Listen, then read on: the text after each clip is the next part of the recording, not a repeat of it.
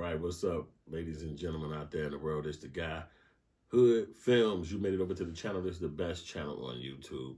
We talk about all kind of stuff from the world politics to filmmaking to YouTube stuff. Oh, man, you know, celebrity information. I try to kick it to you about everything because this is stuff I look up anyway, so I might not talk to you about it.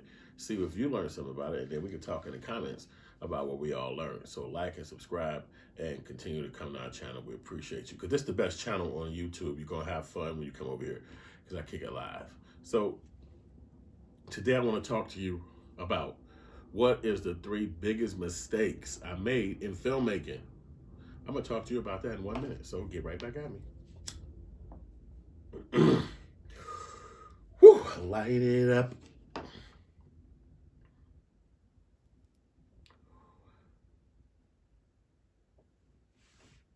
Not bad. All right, y'all. Welcome back to the channel. So I want to holler at you real quick about the 3 biggest mistakes I made in filmmaking. And I'm Yusef Hood, the filmmaker. I move a lot of movies in my lifetime. I shot a lot of movies in my lifetime. And this is like the 20th year for one of my movies called Hood Life. And I just thought about like all the stuff that I've learned in these years. Continually making films as an independent artist. No boss, no white man, no black man above me, just me. Whatever I create is my own thing, and whatever I make the money from it because I sell it myself. And so what I've learned along this one, I'm going to start with number 3. Number 3 is definitely collaborate with people. Try to get out there and consistently talk to more people. I remember when I first got started, you really want to write a script, you really want to run a camera, you really want to do your thing, you want to edit, you want to go into the mix of filmmaking. But I got started when it was still in an analog way where you had to take an actual razor and cut the actual film and then take some actual tape and tape it back together. And that's how you edit it. So, and from actually filmmaking part, the filmmaking was big, gigantic cameras this fucking tall. Before you could even, and heavy as shit you put on your shoulder all the way up here. And you carried that around as you did your films. So you don't really want to run around a whole lot of people because you spend a lot of time doing this, carrying equipment, trying to prepare equipment, setting up equipment. So when you do all this work, you really want it to be for your project so you can get something done. So along the way, I wish I would have collaborated a lot more earlier on in my career. I wish I would have got connected to more people, maybe even out of town and stuff like that. But the internet has opened that floodgate up now. When I was younger, there was no internet around, so you couldn't just find people all over the world to filmmake with. But now you got groups, sessions, and these groups come together on Facebook and whatnot, even right here on YouTube. We build a community, we talk, we build our stuff out. So I would say collaborate and networking is one of the critical things in filmmaking. So I wish I would have did that more. Lastly, you go to school to do that networking part. So if you're in film school or thinking about going to film school, don't worry. When you get there, you'll meet other filmmakers. You'll be doing other films together. And those will be the people that you can start doing that networking with. Another dope place to do networking, other than the internet, is to actually go to film festivals. Maybe the local one in your neighborhood or something like that. And then that way you can get to know That's Pink Run.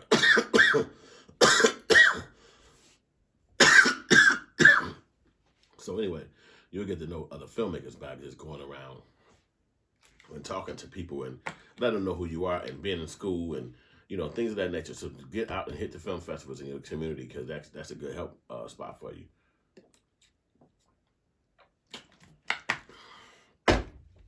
Number 2, the number 2 thing that I would have, 2 mistake that I think I made over the years of making my own films, I would say is letting other people discourage me by what they think my film could have, should have, would have been. So you go out, you write the script, you break your neck to produce this thing. Maybe you've been thinking about it for a long time. Maybe it's something that's on your mind. You've just been knowing you want to produce this film. So finally you get yourself together. You can shoot this movie. It's going to happen. You like, boom, I set it up. Everybody going to be there. We're going to shoot it. So the people show up. You break your neck as an artist. You get the thing shot. You did your job. So now you go back to the crib. Be like, bam, edit this joint. Boom, boom, boom, boom, boom, boom, boom. You get the joint edited. So now you look at it about, which people don't know, 700 times. And then you say, okay, I'm going to show this to people now. I think that people could see my 10-second movie, 4-minute movie, 2-hour movie. I'm going to show people now. And the people you show, whoever they are, they be like, oh, this is whack. You should have had a helicopter come through here. Why didn't you have a car chase right here? That's not real blood, man. You could at least have more blood right here. You sitting back like, whoa, we had a setback on this issue. We had a setback right there. We couldn't do this because of that. And if I would have waited to do this, then I wouldn't have been able to do that. And so now the next time you get ready to shoot a film, you're like, well, people not going to like it if I don't have this right. And damn, we can't shoot this scene because of this. And this is going to be there. What? We can't come into the nighttime? No, it's too many night scenes in the movie. I got to make sure. So you might start second guessing yourself because you've listened to the critics and they've told you what they like and love, but you're not listening to yourself as the creative. So when you wrote that script in the beginning, you had a vision of what you think stuff should be. So when you meet people along the way to help produce the film, they're going to give you advice and they're going to give you opinions. You as the leader or you as the creative, your job is to decipher if that opinion should be implemented or if it just be held to the side and maybe used in the future or just not used at all. That is what makes you a director, producer, creative, making that decision. So if you make that decision, more or less you make it in the production side of the game, you stick to that decision. And that's what it's going to be. And then an end result, when it come out at the end, that is the creative genius that you put in the production of that movie. You put that in there to say, okay, I know I'm under this setback. I know I got this thing that I can't really achieve, but I'm going to make my creative decision like this. So it's still going to get accomplished, but my creative decision added this to make sure it happened. We didn't get the perfect thing, but we got it done. And that's the decision you made, and you move on. And you don't concur with your person who's telling you about how you coulda, shoulda, woulda. You just go on and say, hey, thanks for telling me. And then you move on and go on and continue to create. And that's the thing about this thing. So I would say my number 2 mistake would be always letting people tell me what the criticals, what I should have did this and what. And more times than not, they don't even fucking make films. So if I realize over the years, not every movie, but more than less, people are going to be critical of you. So the fact that you created this, well, then they'll go out and start determining how it might not have came together perfectly because it was your ass that did it. And there's nothing you can do about that. That don't mean they're wrong either. It's just you asked for somebody's opinion, they giving it to you. And that was their opinion. And so, and the only reason why I say that is because as you continue to create, you'll give your project out to people who are not people you know. They won't be your cousin, your friend, your auntie, your people from high school, nobody you know. And they'll 99% of the time only enjoy the movie part. They won't look at the film necessarily and say, ooh, wait a minute, what are the lights? Oh, wait a minute, he didn't have the sound right there. They're not gonna do that. They're gonna look at it and determine just by when they first put the movie in, this is a low budget movie. This is a Hollywood movie. They're already gonna know that before they even hit play. So their brain is not gonna sit there and start dissecting every little nook and cranny of the film because you already know ahead of time, this not no damn Hollywood movie. Whoever made this movie did what they can to make it. So I'm gonna sit here and if I'm gonna spend time watching it, I'm just gonna enjoy it for what it is. I'm not gonna sit back and say, man, y'all could have used a tow truck. A tow truck could have lifted that car and flipped it over. Why didn't y'all do that? It's after the fact, and you know, you can't let that bother you, but that can happen. So this would be my advice. Don't let it bother you when people give you those critiques. Take the advice if you feel like it, but don't let it be something that make you have to change up your thing to try to fit a critic's ideals. The number one thing that I would say, I learned over the years of being a filmmaker for over 20-something years, and one of my movies called Hood Life is actually turning 20 years old. I made it in 2001. The day I finished producing and directing and editing that film was literally September 11th. It's my buddy's birthday. We was going to watch the movie for his birthday later that day. I think it was like a Tuesday or something that morning, or Monday or something. But when we got down there, well, about before 2, 3, 4 afternoon, everybody had to go home from their jobs and school because they had shut down the country. So it was like I had the movie, and I'm thinking like, well, shit, let's just go watch it. And everybody was like, nah, I think I'm gonna go to the crib, man, because they, you know, the trucks, fire trucks and all that shit gunning through the city. They trying to shut down, thinking it's going to be a crash or burn something here in Chicago as well back then. But so we never saw the movie right away, but we did eventually saw the movie, and everybody loved it. And it's been a long time since that movie been out here, and it's been 20 years. I literally got 2 kids that is younger than my movie. You know what I'm saying? They 19. So making a long story short, and I want to say thank you for subscribing. Thank you for liking this. Thank you for watching this. Thank you for continuing to support Hood Films channel. This is the best channel online. And I do say the best, the absolute best, because I'm kicking it to you real. I don't know if other people on their channels are real like me, but I'm officially real. I officially sold on the streets of Chicago, literally sneakers to the ground, walking around selling in the cold every single day, meeting every kind of person, every kind of walk of life. Downtown Chicago, Popo was trying to run me off. I'm coming right back like it's what it is. And I did that every single day, all the way up into the pandemic. And even after the pandemic, I did it. But it's so freezy, you can't do that no more. So I just want to tell y'all my past, that's what I've been on, making movies and selling them and producing them. And that's just who I've been. And I'm grateful for anybody coming to check out my channel. This is the best channel online, so I'm glad you came over. So the number one thing that I learned over the time of making a film is never wait to get started. That is critical. Never wait to get started. No matter what you have, no matter what you are currently, start now. That was something that when I first made my first film, when I was like 24 years old, 23 years old in 1997, 1996, I decided no matter what, it was none of this stuff now, like digital cameras and digital phones. It was none of that. I just decided way back then, no matter what, nothing is going to stop me from getting started. No matter how much I have, no matter where I am in the filmmaking, I'm going to go and get going. So other people at that time, it was no digital, none of this stuff. So it was just only you had to go and rent a film camera. You had to go buy film. You had to go rent the lenses. And by the time you got done with that, they was talking about $9,000 or $5,000 to $9,000. And we up here with no jobs. How the hell are you going to pay for this? So you can't. It's just no way. So the only option was I saw an interview with Spike Lee in my younger years, and he said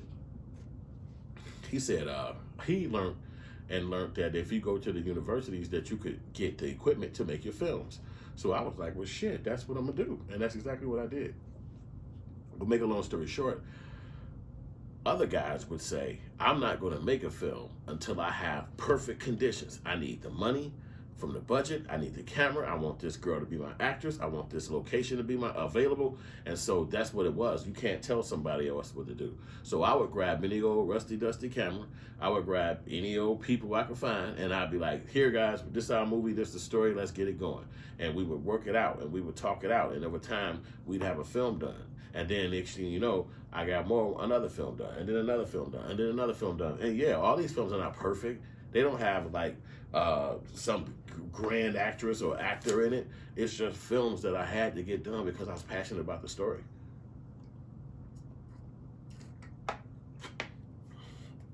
And if I would have listened to those guys and girls tell me, don't do the film until you had the perfect conditions, I wouldn't even have a legacy today. I just have a whole bunch of failed stories about how I couldn't get Eddie Murphy and he was just about to sign on and then something happened where he couldn't get on, or whoever this actress would be. I didn't let that be nothing that was a part of my past and part of my legacy. I decided early on if I was going to be making films, I'm going to be making films. I didn't even say, I'm not making a movie until I'm in LA. I refuse to direct anything until I live in California and I'm walking down the street and I say, you know what, this is the day I make my film. No. As soon as I got close to a camera and close to another human, I was using them to be in my films. And that's just plain and simple. Along the way, you lose friendships. Along the way, some people don't like you no more. Along the way, you gain friendships. Along the way, people who rock with you forever. But what happened to me, and before I end this video, I'm gonna tell y'all what happened to me was, as I started producing films and going on with my career, I started having conversations with filmmakers that was younger than me.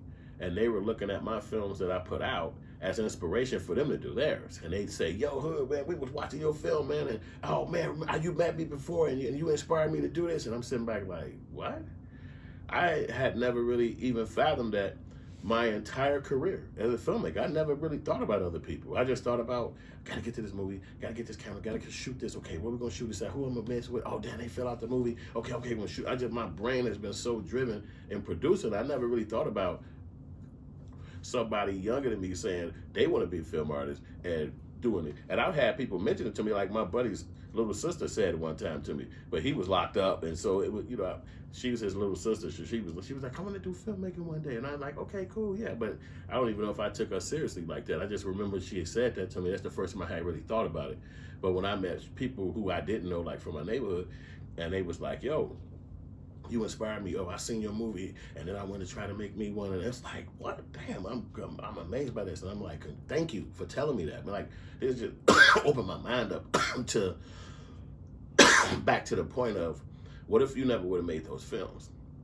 What if you would have said, I need perfect conditions to make these films, or I can't shoot it? If it's not going to have a Roberta Flack song playing in the background, no.